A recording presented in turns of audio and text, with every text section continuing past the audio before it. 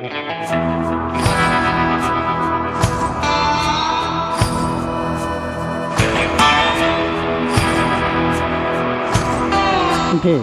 कि कन्ठी पुरै घाँस परै घाँस बसेको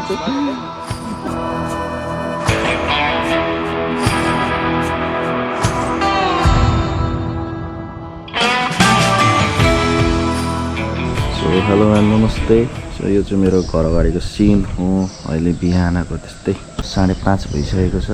सो एभ्री स्याटरडे हामी चाहिँ यता धरान हाइकर्स धरानसँग हाइक गइरहेको हुन्छौँ। सो अब हाइकिङ जान आँटेको। अब आज यस्तो छ मौसम, हेरौँ शीतलै होस् भन्ने चाहन्छु, पानी चाहिँ नपर्दियोस्। A few inches later.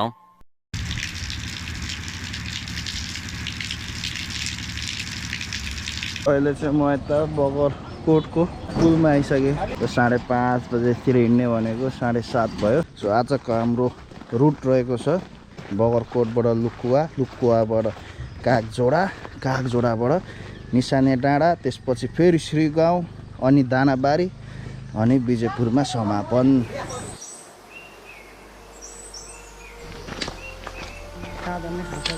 हामीहरू चाहिँ अहिले लुकुवामा आइसकेका छौँ। फ्यामिली रिसोर्ट बवाल रहेछ,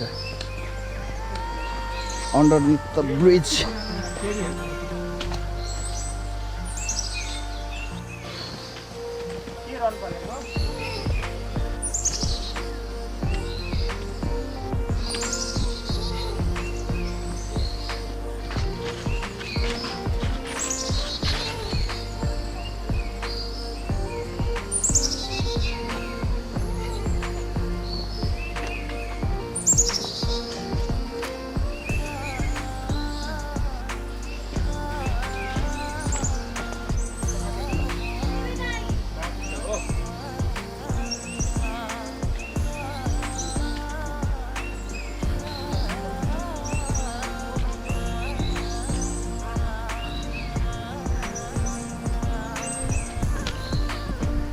दामी हुँसी लाग्यो सरर।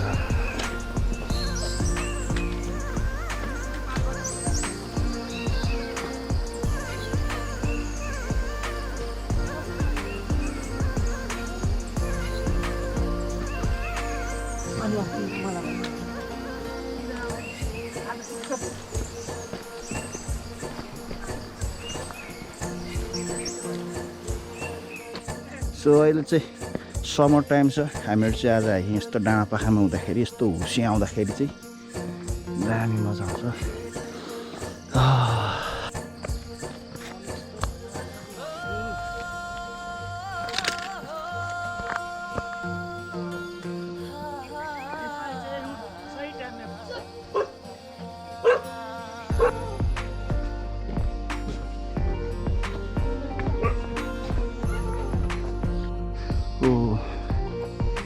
Hiking through jungle in the nature.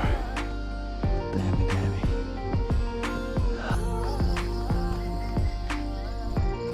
हुस्से भन्थ्यो, हुस्से खोलेर घाम चरक्क लाग्न थाल्यो। अब हाइकिङ ग्रुप चाहिँ दामी लाग्यो।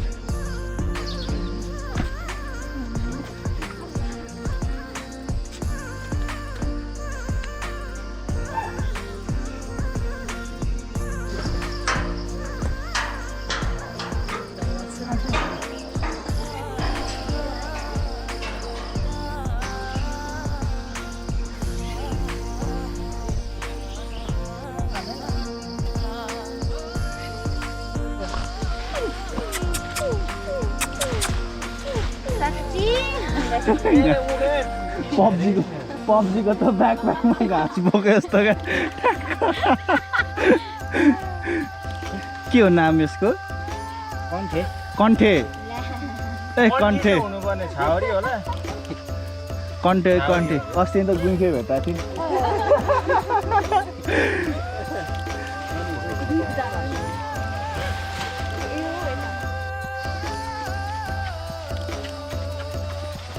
बुझ्छ नि होइन? कन्ठे कि कन्ठी पुरै घाँस परै घाँस बोक्ने चाहिँ, घाँस बोक्ने चाहिँ खुबै।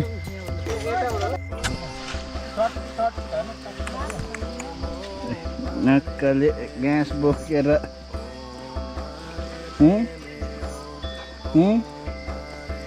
जा त अर्को भारी बोक्नु त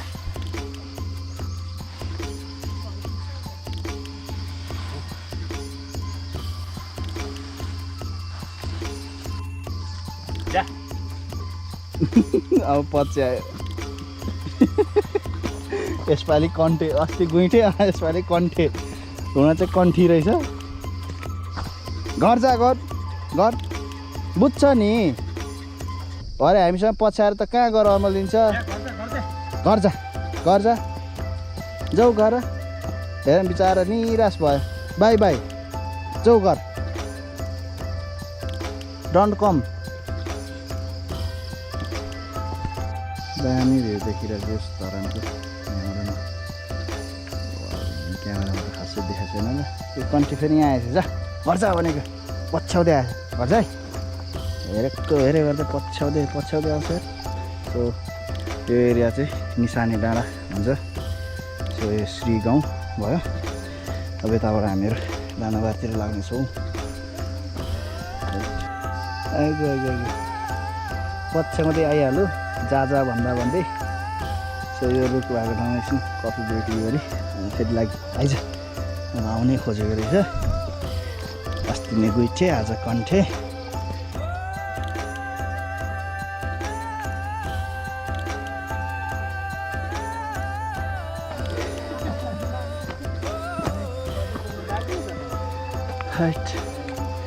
बाबा कन्टेले हेरेको थियो बिचारा फेरि पछ्याउँदै थियो यहाँसम्म आएर मलाई छोडिदियो गयो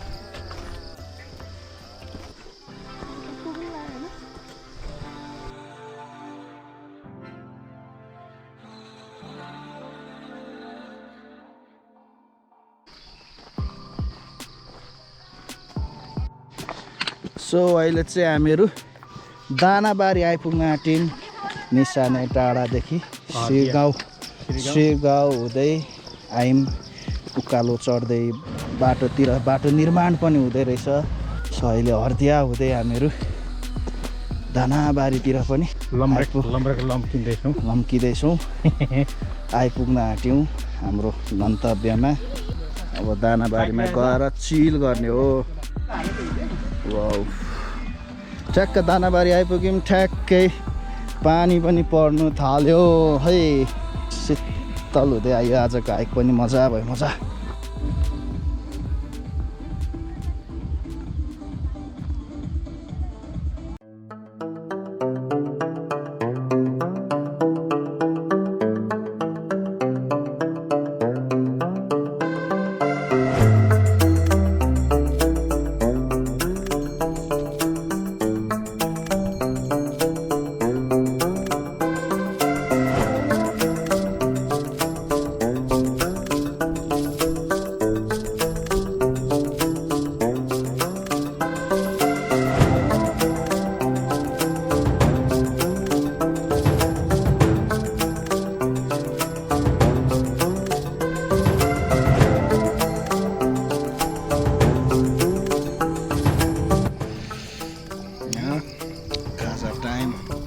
Smoking is injurious to health. दानाबारीमा टक्क धरानको भ्यू हेर्दै मजा लिने हो आनन्द कत्रो देखिँदो रहेछ नजिकैबाट त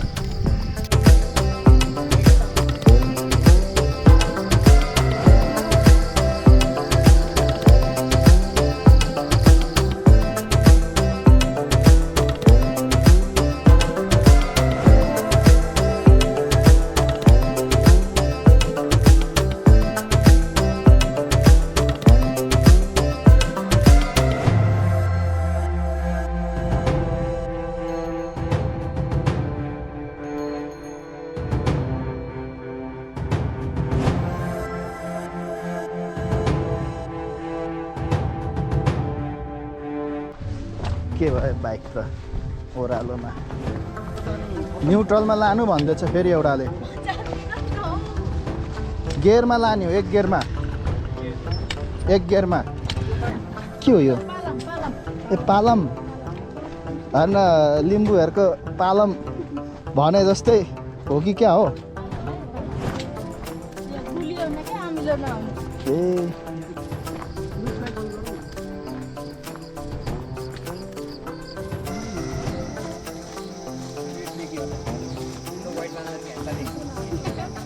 हेर भेरेटार साइडतिर कस्तो शीतल भयो भनेदेखि दानाबारीबाट हामी निस्किने बित्तिकै घाम लाग्न थाल्यो हो बाटोमा गर्मी पो भयो त हौ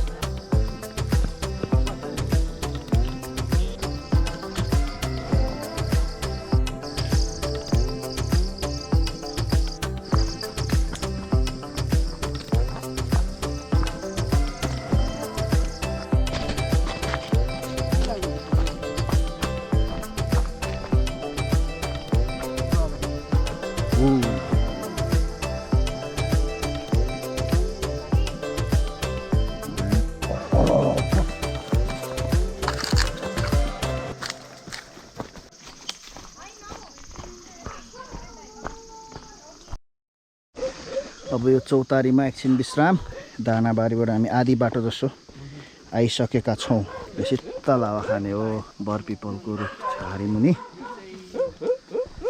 चौतारामा सो अब हामीहरू यताबाट लाग्यौँ एकछिन विश्राम गऱ्यौँ भन्यौँ सानो कफी ब्रेक पनि लियौँ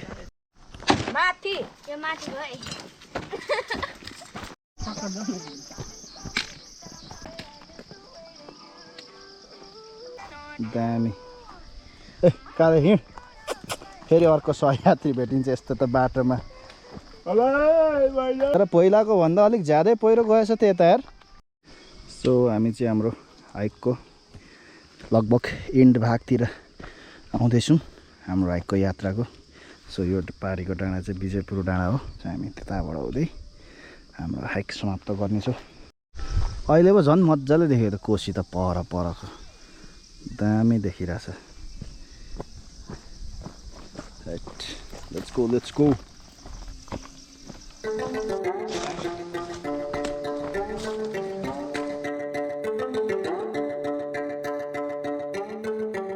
घाम चाहिँ चिरिक्कै लाग्यो यस्तो तात्यो हो हावै छैन यहाँ सेटकुवा बनाउने ढुङ्गामै छौँ फेरि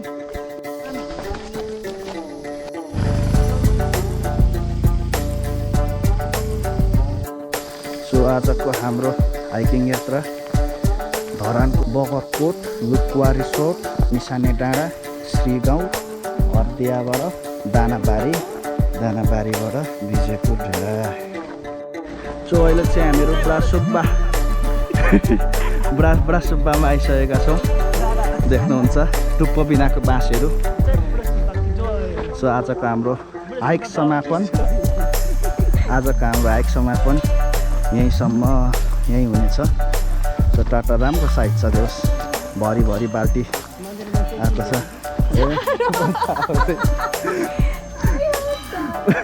जे भए पनि भरि थियो नि ठिकै छ राम्रै साइज हो यो पनि ठ्याक्क मन्दिर छिर्ने बेलामा यस्तो भनेको धेरै राम्रो राइट अब एकछिन रेस्ट सो यो चाहिँ ब्रसुब्बा मन्दिर So that's it for today.